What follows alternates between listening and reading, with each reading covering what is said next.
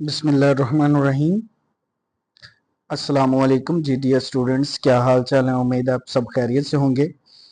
Last video में हमने future indefinite tense को डिस्कस किया था और इस वीडियो में हम इंशाल्लाह फ्यूचर कंटिन्यूअस टेंस के बारे में बात करेंगे। फ्यूचर कंटिन्यूअस टेंस का मतलब है फ़ेल मुस्तकबिल जारी, यानी मुस्तकबिल है, आने वाला ज़माना है और जारी है। तारीफ इसकी देख लेते हैं। ऐसे तमाम फ़िक्रात जिनमें आने वाले ज़माने में किसी काम का जारी होना पाया जाए।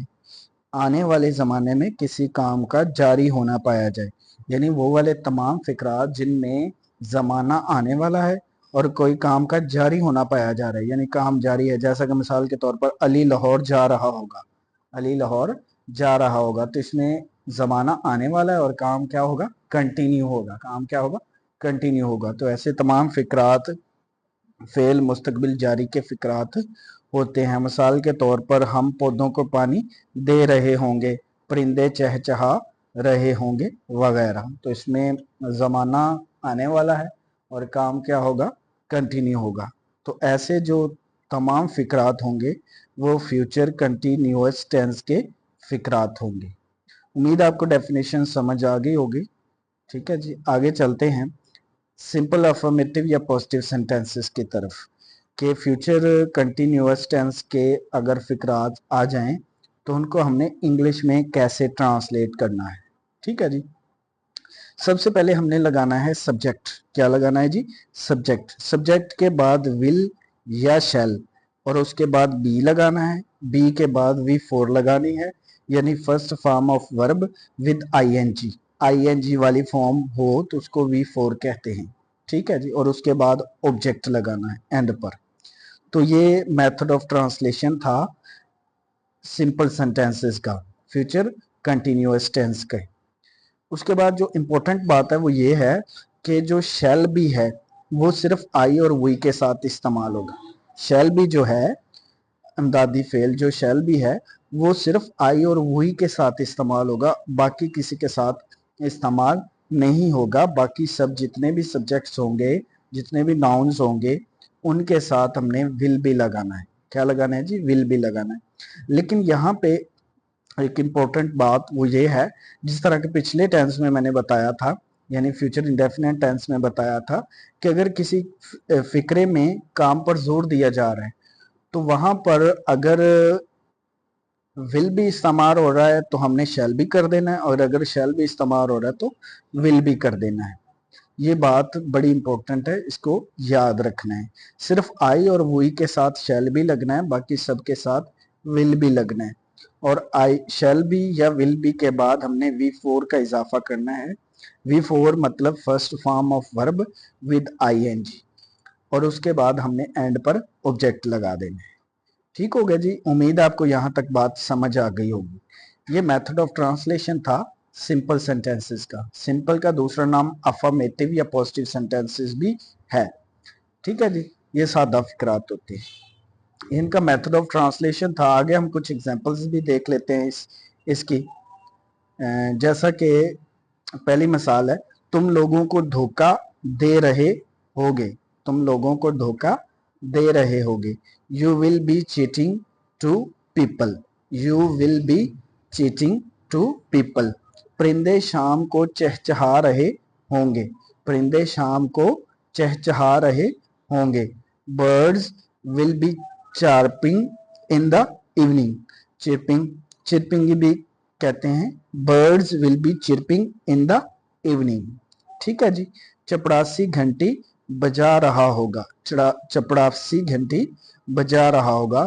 PN will be ringing a bell. चपड़ासी घंटी बजा रहा होगा। तो ये सिंपल सेंटेंसेस की कुछ एग्जांपल्स थी। आगे मजीद चलते हैं इसी टेंस के नेगेटिव सेंटेंसेस की तरफ। मनफी फिक्रात। नेगेटिव सेंटेंसेस मीन मनफी फिक्रात। अगर इस टेंस के मनफी फिक्रात आ जाए तो उनको हमने कैसे इंग्लिश में ट्रांसलेट करना है। फार्मूला सुन लें जी। सबसे पहले हमने बिल्कुल सब्जेक्ट ही रहना है। उसके बाद विल या शैल। विल या शैल के बाद हमने नॉट लगाना है, और नॉट के बाद बी लगना है जी। सब्जेक्ट प्लस विल या shall plus not plus be, और उसके बाद V four first form of verb with ING और एंड पर ऑब्जेक्ट। ठीक हो गया जी, उम्मीद है आपको समझ आ गई होगी मेथड की।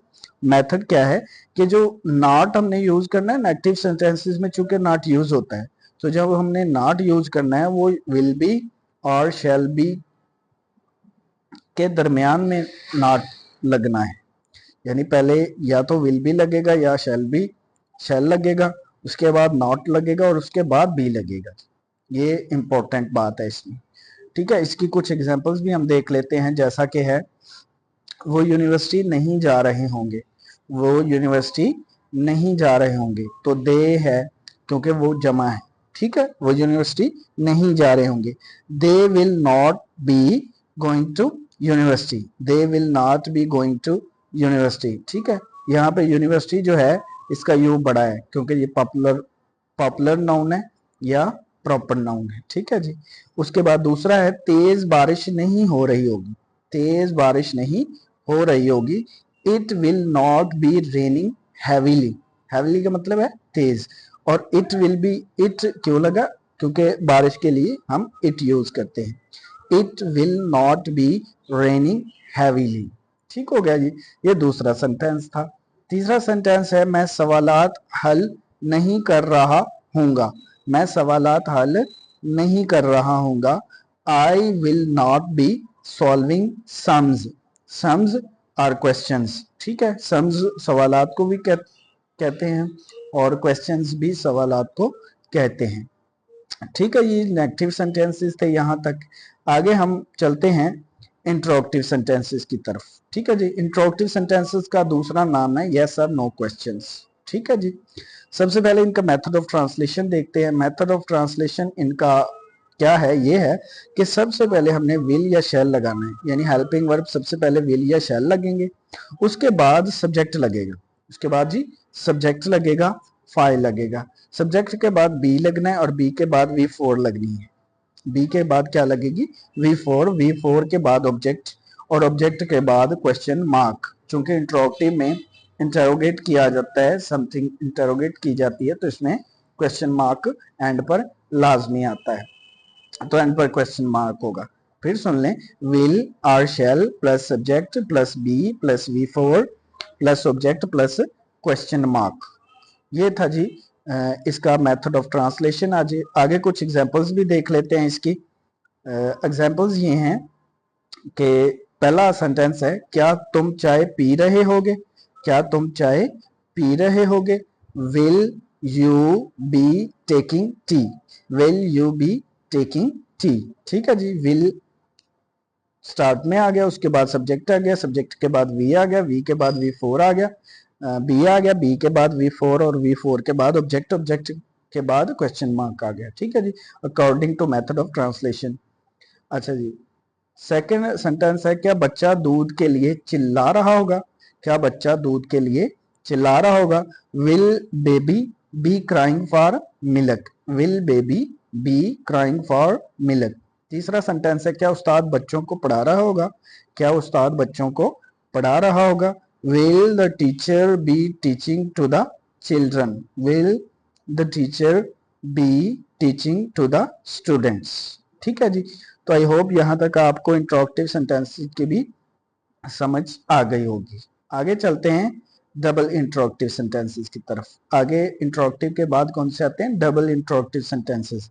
डबल इंट्रोगेटिव सेंटेंसेस का ही दूसरा नाम है WH क्वेश्चंस। ठीक है जी, सबसे पहले मेथड ऑफ ट्रांसलेशन देख लेते हैं।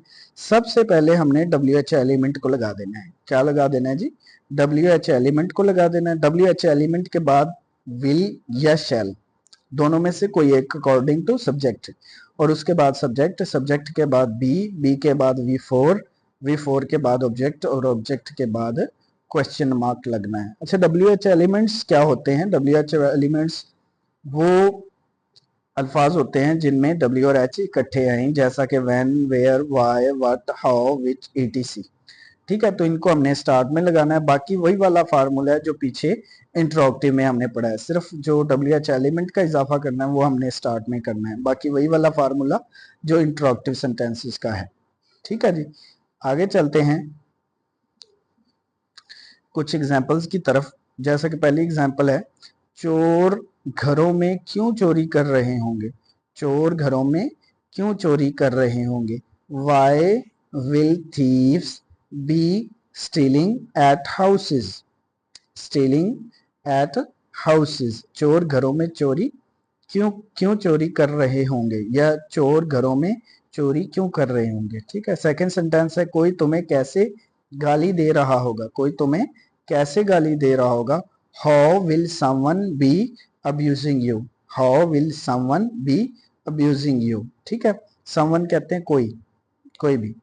तीसरा सेंटेंस है, पुलिस कब डाकुओं को तलाश कर रही होगी? पुलिस कब डाकुओं को तलाश कर रही होगी? तो when will the police be searching robbers? When will the police be searching robbers? ठीक है जी। उसके बाद आगे चलते हैं और आगे टेंसेस की टाइप आती है विदाउट सब्जेक्ट सेंटेंसेस, यानी बाज फिक्रे ऐसे होते हैं जिनमें सब्जेक्ट नहीं होता। तो इस टेंस के ऐसे फिक्रात जिनमें सब्जेक्ट नहीं होता उनको हमने कैसे बनाना है, ये थोड़ी सी वजाहत है, ये आपने पढ़ लेनी है। वजाहत क्या है कि बगैर जो फाइल वाले फिक्रात होते हैं ना, वो वाले होते हैं जिनमें यानी डूअर नहीं होता, यानी काम करने वाला नहीं होता। मिसाल के तौर पर कौन खत लिख रहा होगा, कौन घंटी बजा रहा होगा, इनमें देखिएगा सब्जेक्ट नहीं है। ठीक है, सब्जेक्ट का पता नहीं है। तो ऐसे सेंटेंस इस टेंस के जिनमें सब्जेक्ट का मालूम ना हो उनको हमने कैसे ट्रांसलेट करना है, सुन लें जी। सबसे पहले हमने हु लगाना है, हु के बाद विल लगना है, विल के बाद बी लगना है, और बी के बाद वी फोर लगनी है, और फिर ऑब्जेक्ट लगा देना है, और एंड पर क्वेश्चन मार्क लगा देना है। ठीक है, कुछ एग्जांपल्स भी देख लेते हैं, जैसा कि कौन दौड़ जीत रहा होगा? कौन दौड़ जीत रहा होगा? Who will be winning the race? Who will be winning the race? तीसरा सेंटेंस है, कौन तमाशा देख रहा होगा? कौन तमाशा देख रहा होगा? Who will be watching the feeds? Tamasha, Tamasha feeds ये सिंगुलर है, यहाँ पे प्लूरल लग गया, इसको आपने सिंगुलर कर लेना है। कौन तमाशा देख रहा होगा? तमाशे की इंग्लिश फीट होती है, फीट करतब तमाशा। ठीक है, who will be watching the feat? कौन झूठ बोल रहा होगा? Who will be telling a lie? Who will be telling a lie? Lie के स्पेलिंग LIE होते हैं, LIE, यहाँ पे ए लिखा गया। तो ये कौन झूठ बोल रहा होगा? Who will be telling a लाई?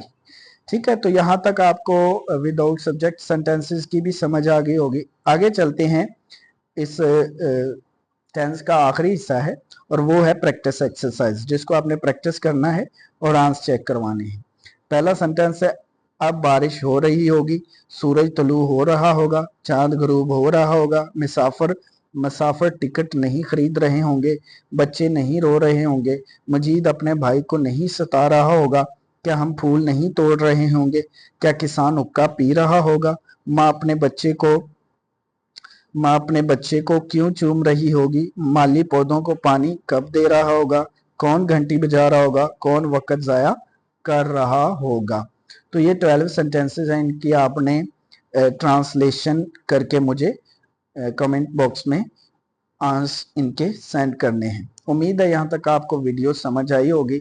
इंशाल्लाह नेक्स्ट वीडियो में हम फ्यूचर परफेक्ट टेंस को डिस्कस करेंगे। अगर आपको वीडियो पसंद आई है, कुछ सीखने को मिला है, तो काइंडली वीडियो को शेयर, लाइक और चैनल को लाजमी सब्सक्राइब कर लीजिए। मिलते हैं आपसे नेक्स्ट वीडियो में, तब तक के लिए अल्लाह हाफिज।